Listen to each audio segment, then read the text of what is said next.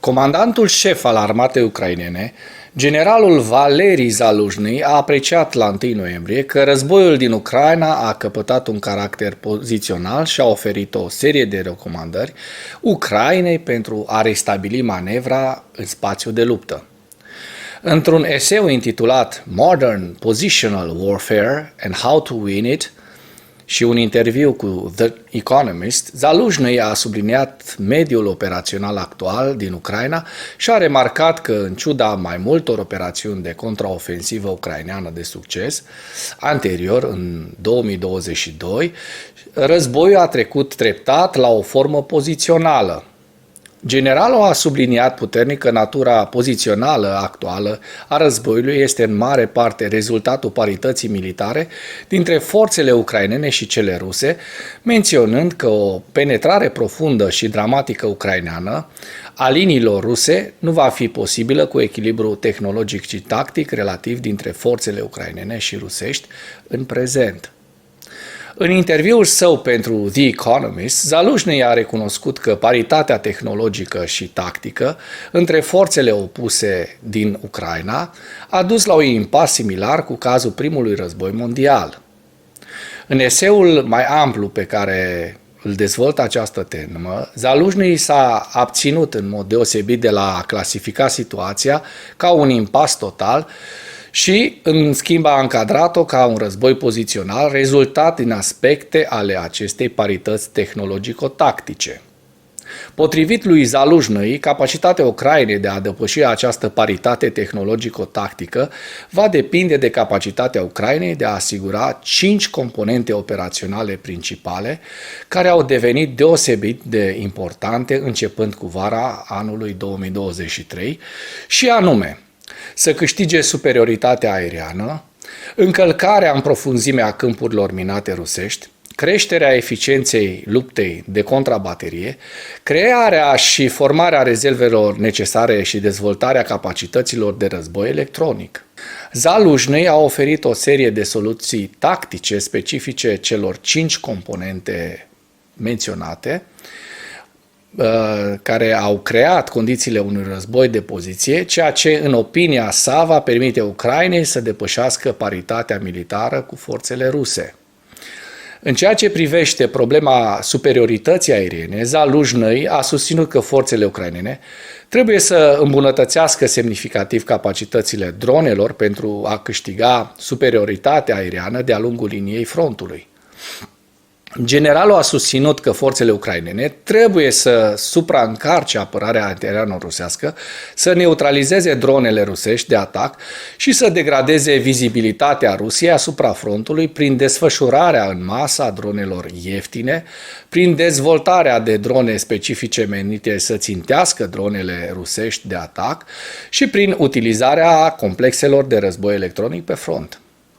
Zaluzhnyi a susținut că, pentru a depăși provocările utilizării războiului electronic în prima linie, forțele ucrainene trebuie să introducă procesele necesare de comandă și control pentru complexele de război electronic și să mărească capacitățile de producție a echipamentelor pentru războiul electronic. Zaluzhnyi a recomandat de asemenea ca forțele ucrainene să îmbunătățească măsurile contra războiului electronic și să dezvolte noi drone. Pentru a câștiga superioritatea contrabateriei, Zaluzhnyi a recomandat ca forțele ucrainene să folosească mai multe drone de recunoaștere și să lovească pentru a îmbunătăți focul de contrabaterie ucrainean și a susținut că forțele ucrainene trebuie să consolideze suportul GPS pentru unitățile ucrainene de contrabaterie și să crească numărul de active de contrabaterie. Zaluzhnyi a declarat că senzorii îmbunătățiți, capacitățile de deminare mai răspândite și mai variate și echipamentele antidrone vor permite forțelor ucrainene să depășească cu mai mult succes câmpurile minate rusești în profunzime.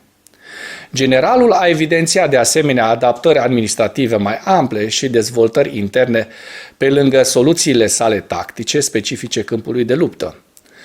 Acesta a cerut în mod specific Ucrainei să introducă un regim de stat unificat pentru recruți, rezerviști și cei responsabili pentru serviciul militar, pentru a pregăti o rezervă necesară pentru forțele ucrainene.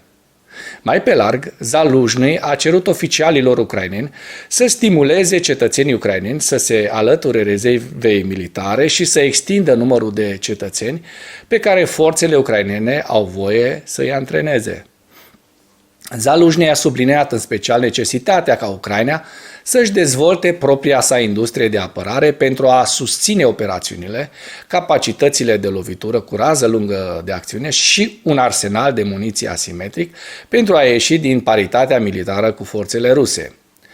Ziua 617 a războiului din Ucraina.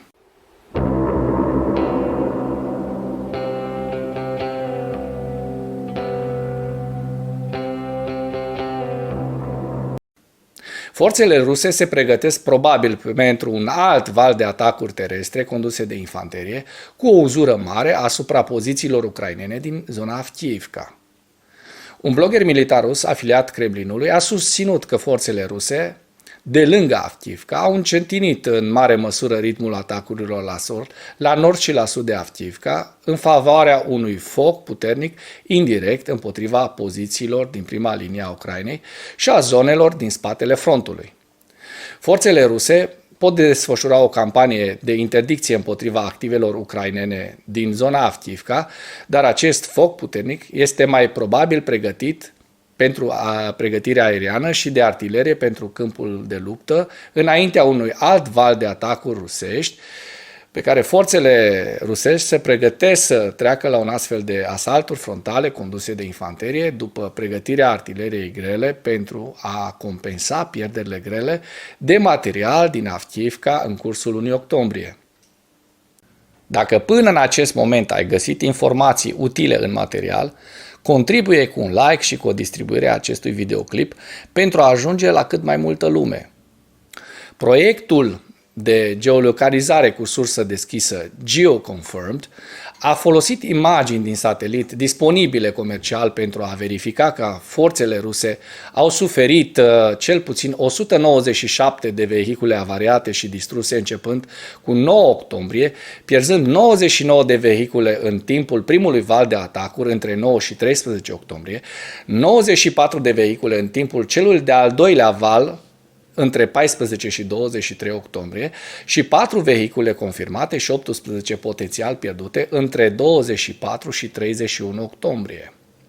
GeoConfirmed a caracterizat efortul rusesc de lângă Avdiivka drept cel mai costisitor efort rusesc de până acum în războiul din Ucraina.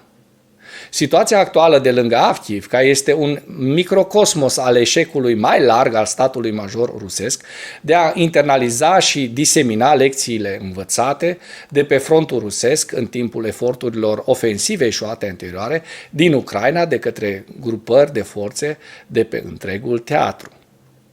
Diverse elemente rusești s-au angajat în atacuri mecanizate la fel de catastrofale, cu asalturi frontale conduse de infanterie asupra pozițiilor fortificate ucrainene de-a lungul mai multor axe diferite în cursul anilor 2022 și 2023, sugerând că vina finală în lipsa adaptării strategice aparține statului major rusesc. Forțele ruse au suferit anterior pierderi semnificative de personal și material în timpul unei ofensive nereușite împotriva Vuhledar, în vestul regiunii Donetsk, în iarna anului 2022-2023, care a fost caracterizată de multiple valuri de atacuri mecanizate împotriva pozițiilor fortificate ucrainene. Aceste atacuri de infanterie au distrus complet unitățile ruse implicate în ele, inclusiv Brigada 155 de infanterie navală, Flota Pacificului, care se pare că a trebuit să se reconstituie de mai multe ori din cauza pierderilor suferite în apropiere de Vuhledar. În schimb, elemente ale Corpului I de Armată din Republica Populară Donetsk, care operează sub comanda Armatei a 8-a combinate din Districtul Militar de Sud și elemente ale Armatei 41 de arme combinate din Districtul Militar Central, au efectuat recent atacuri mecanizate costisitoare în apropiere de Avdiivka. Faptul că două grupări de forțe foarte distincte s-au angajat în operațiuni la fel de ineficiente sugerează că comandamentul militar rus se luptă să învețe și să disemineze lecții pe tot teatrul său, în acest caz chiar în cadrul aceluiași district militar. Statul major rusesc este în principiu responsabil pentru învățarea lecțiilor, adaptarea doctrinei rusești și diseminarea lecțiilor și a noilor abordări în întreaga forță, iar șeful statului major al armatei rusești, generalul Valeri Gerasimov, este responsabil în ultimă instanță pentru acest eșec, atât în calitatea sa de șef al statului major general, cât și în calitate de comandant general al teatrului de operațiuni din Ucraina. Este notabil contrastul dintre eșecul lui Gerasimov în această privință și evaluarea atentă și publică a generalului Valeri Zaluzhnyi a provocărilor cu care se confruntă Ucraina și a soluțiilor la acestea. În ceea ce urmează vă prezint un slide cu evoluția de ieri a celor mai importante fronturi din Ucraina. Hărțile sunt creația Institutului pentru Studiul Războiului. Pentru mai multe informații, accesați linkurile din comentarii.